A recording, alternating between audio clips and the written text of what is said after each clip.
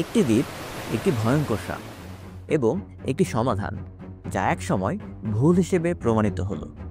আজকের গল্প শুনলে আপনি বিশ্বাসই করতে পারবেন না যে কিভাবে একটি ছোট ভুল একটি পুরো বাস্তুতন্ত্রকে ধ্বংসের মুখে ঠেলে দিয়েছিল। কিন্তু এখানেই শেষ নয়। এই গল্পে আছে রহস্য, আছে অপ্রত্যাশিত টুইস্ট এবং আছে একটি লড়াই যা প্রায় 50 বছর ধরে চলেছে।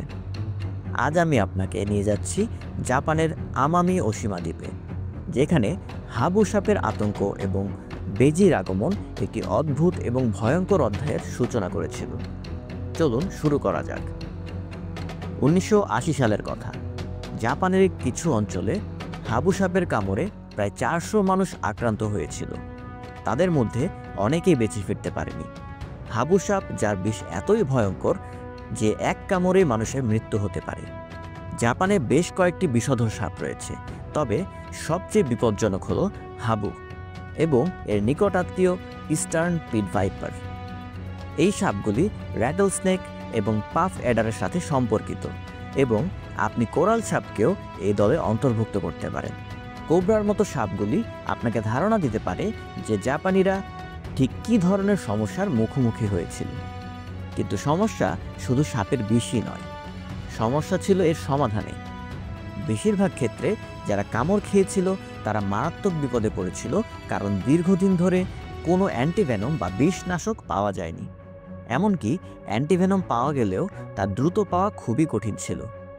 অ্যান্টিভেনম তরল আকারে থাকায় বিদ্যুৎ বা রেফ্রিজারেশন ছাড়া গ্রামীণ এলাকায় সংরক্ষণ করা প্রায় অসম্ভব ছিল। অথচ এই গ্রামীণ এলাকাগুলিতেই বেশিরভাগ সাপের কামড়ের ঘটনা ঘটত। এসব এলাকায় বিদ্যুৎ লাইন স্থাপন করতে অনেক সময় এবং অর্থ ব্যয় করতে হতো। তাহলে মানুষ কি করবে? কিভাবে এই সাপের আতঙ্ক থেকে মুক্তি পাবে? একটি নতুন অ্যান্টিডোট তৈরি করার প্রচেষ্টাও একই চ্যালেঞ্জের মুখোমুখি হয়েছিল এবং এটি স্পষ্ট ছিল না যে সমাধান পাওয়া যাবে কি না। অবশেষে জাপান একটি চমৎকার ধারণা নিয়ে এসেছিল, এমন একটি প্রাণীকে প্রবর্তন করা যা সাপ শিকার করে এবং তাদের বিষ প্রতিরোধী।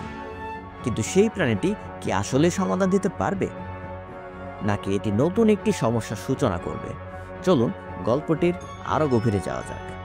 1979 সাল। জাপানের আমামি ওশিমা দ্বীপে আনা হয় প্রায় 30টি ছোট বেজি। তাদের কাজ ছিল দুটি: হাবু সাপের সংখ্যা কমানো এবং ইঁদুর নিয়ন্ত্রণ করা। তারা দ্রুত, চটপটে এবং সাপের বিষের প্রতি সহনশীল ছিল। ভারত, বাংলাদেশ, ভুটান, নেপাল এবং পাকিস্তানের স্থানীয় এই প্রাণীগুলিকে এই পোকামাকড় নিয়ন্ত্রণের জন্য প্রবর্তন করা হয়েছিল। জাপানের বাস্তুতন্ত্র কি এই নতুন অতিথির জন্য প্রস্তুত ছিল, নাকি এই সিদ্ধান্ত একটি বড় ভুল হয়ে যাবে?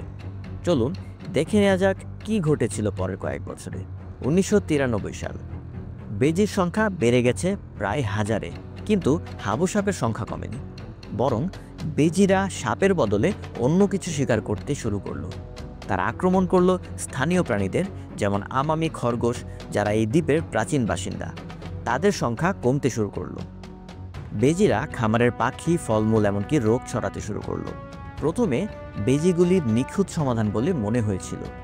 কারণ হিসেবে মনে করা হয়েছিল, প্রথমত এই প্রাণীগুলি তাদের চটপটে এবং গতির জন্য পরিচিত, যা তাদের কোবরার মতো সাপের বিরুদ্ধে শক্তিশালী প্রতিযোগী করে তোলে। দ্বিতীয়ত, বেজির বিশেষ অ্যাসিটিলিকোলিন রিসেপ্টর রয়েছে, যা তাদের কোবরার বিষের প্রতি কম সংবেদনশীল করে তোলে। এটি তাদের এমন কামড় থেকে বেঁচে থাকতে দেয় যা অন্য প্রাণীদের জন্য মারাত্মক হতে পারে। তৃতীয়ত, বিবর্তন নিশ্চিত করেছে যে বেজি সাপ মারতে পারে। তাদের ধারালো দাঁত এবং দ্রুত প্রতিক্রিয়া রয়েছে, যা তাদের মারাত্মক কামড় দিতে সক্ষম করে। কিন্তু সমস্যা ছিল একটি জায়গায়: বেজিরা দিনের বেলায় সক্রিয় থাকে আর হাবু সাপ রাতের বেলায়। তাই তাদের মধ্যে সরাসরি লড়াই হওয়ার সম্ভাবনাই কম ছিল। দুই প্রজাতি খুব কমই একে অপরের মুখোমুখি হয়। এমনকি যদি তাদের সক্রিয় সময় মিলেও যেত, তবুও এটি তেমন পার্থক্য তৈরি করতে পারত না। সাপ শিকার করা কঠিন এবং প্রচুর প্রচেষ্টা প্রয়োজন। যখন ইঁদুর এবং খরগোশের মতো সহজ শিকার রয়েছে, তখন সাপ শিকারে কেন ঝাঁপিয়ে পড়বে? বাস্তবে বেজিগুলি তাদের যে কাজের জন্য আনা হয়েছিল তা সম্পূর্ণরূপে অকার্যকর প্রমাণিত হয়েছিল।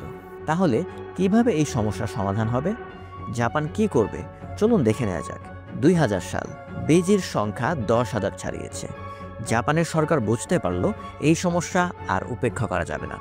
তারা শুরু করলো একটি বিশাল অভিযান। ফাঁদ, বিষাক্ত খাবার, এমনকি অনুসন্ধান কুকুরও ব্যবহার করা হয়েছিল। স্থানীয় মানুষদেরও এই অভিযানে যুক্ত করা হলো। 2005 সালে বেজি শিকারী দল গঠন করা হয়েছিল, যাতে স্থানীয় এবং অন্যান্য লোকেরা অন্তর্ভুক্ত ছিল। তারা বন এবং পাহাড় চষে বেজি ধরতে অনেক অর্থ, প্রচেষ্টা এবং সময় ব্যয় করেছিল, সবই তাদের সম্পূর্ণরূপে উৎখাত করার জন্য। তখন থেকে প্রায় 32,000 বেজি ধরা পড়েছে। সর্বশেষ বেজিটি ধরা পড়ে 2018 সালের এপ্রিল মাসে, এবং তারপর থেকে 6 বছরের নতুন কোনো বেজি দেখা যায়নি। মনে হচ্ছে আর ধরা পড়ার মতো বেজি অবশিষ্ট নেই। বিশেষজ্ঞরা তখন এই সিদ্ধান্তে পৌঁছেছেন যে দ্বীপ এখন পুরোপুরি বেজি মুক্ত, এবং পরিবেশ মন্ত্রণালয় এই কর্মসূচিকে সাফল্য হিসেবে ঘোষণা করেছে। কিছু দর্শক হয়তো ভাবতে পারেন, এত কষ্ট করার কী দরকার ছিল? তারা কি বেজিগুলিকে শান্তিতে ছেড়ে দিতে পারত না? সত্যি বলতে, বেজিগুলি দ্বীপের স্থানীয় প্রজাতি ছিল না। কিন্তু এই সমস্ত প্রচেষ্টা কি সত্যি প্রয়োজন ছিল? হ্যাঁ, কারণ সাপের জনসংখ্যা নিয়ন্ত্রণের পরিবর্তে বেজিগুলি স্থানীয় প্রজাতির উপর আক্রমণ শুরু করেছিল। বেজিদের কারণে আমামি ওশিমার বাস্তুতন্ত্র প্রায় ধ্বংসের মুখে পড়েছিল। আমামি খরগোশ, যারা এই দ্বীপের প্রাচীন বাসিন্দা, তাদের সংখ্যা আশঙ্কাজনক হারে কমে গেল।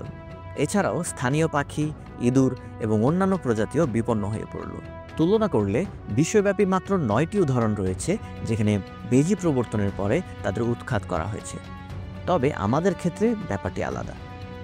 এত বড় দ্বীপ হওয়া সত্ত্বেও আমামি ওশিমা একমাত্র জায়গা যেখানে বেজিগুলি সফলভাবে উৎখাত করা হয়েছে। এছাড়াও সাপের কামড়ের ঘটনা ধীরে ধীরে হ্রাস পেয়েছে। 2020 সালের মধ্যে প্রতি বছর কামড়ের সংখ্যা প্রায় 60-এ নেমে এসেছে। তবে এটি বেজিদের কারণে হয়নি। লোকেরা বিভিন্ন সতর্কতা নিতে শুরু করেছিল, এবং অ্যান্টিভেনম আরও ব্যাপকভাবে পাওয়া যাচ্ছিল, যা মারাত্মক ঘটনা প্রতিরোধ করেছিল। তাহলে কি শিক্ষা হলো এই গল্প থেকে? নতুন কোনো প্রজাতি প্রবর্তনের আগে আমাদের কতটা সতর্ক হওয়া উচিত ছিল? জাপানের অভিজ্ঞতা কি বিশ্বের অন্য দেশগুলোর জন্য একটি সতর্কবার্তা? আজকের গল্পে আমরা দেখলাম কিভাবে একটি ছোট ভুল একটি পুরো বাস্তুতন্ত্রকে ধ্বংসের মুখে ঠেলে দিতে পারে। জাপানের আমামি ওশিমা দ্বীপের এই গল্প আমাদের শেখায় যে প্রকৃতির সাথে খেলাধুলা করা কতটা বিপজ্জনক হতে পারে। আপনাদের কি মনে হয়, বেজিদের আনা কি সত্যিই ভুল ছিল, নাকি এটি একটি প্রয়োজনীয় পদক্ষেপ ছিল? কমেন্টে আপনার মতামত জানান। আর যদি ভিডিওটি ভালো লেগে থাকে তাহলে লাইক এবং শেয়ার করতে ভুলবেন না, কারণ এমন আরও চমকপ্রদ গল্প নিয়ে আমি আবার ফিরে আসবো খুবই শীঘ্রই। ততক্ষণ পর্যন্ত ভালো থাকুন, সুস্থ থাকুন। দেখা হবে পরের ভিডিওতে।